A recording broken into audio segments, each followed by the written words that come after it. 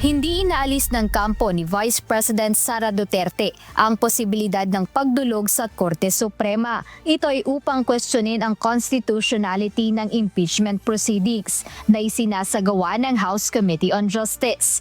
Ayon kay Attorney Michael Powa, isa lamang ito sa legal remedies na kanilang pinag-aaralan. Iginiit ng defense team na hindi nila kinikilala ang otoridad ng Kamara na magsagawa ng tila trial sa nasabing reklamo.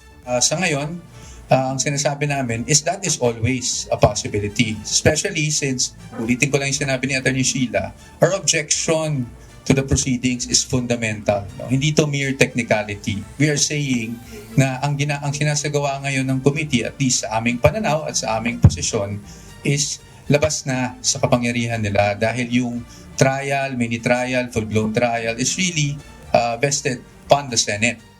Binigyang diin din ni Atty. Sheila Sison na hindi nila pahihintulutan na dumalo ang Vice-Presidente sa mga pagdinig ng Kamara. Anila, ang Senado lamang ang may constitutional jurisdiction para rito. I think our letter is clear. We cannot participate in a proceeding that we think is unconstitutional. We cannot have the Vice President appear before a body exercising a power or authority that is vested by the Constitution in another tribunal.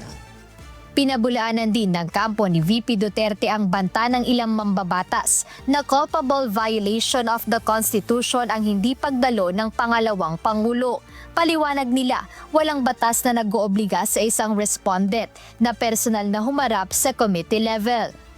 Well, first and foremost, there is no rule, law, requiring the respondent to attend the hearings or the proceedings before the Committee on Justice. I think that is clear. Hindi naman dapat natin pagdebatihan yan.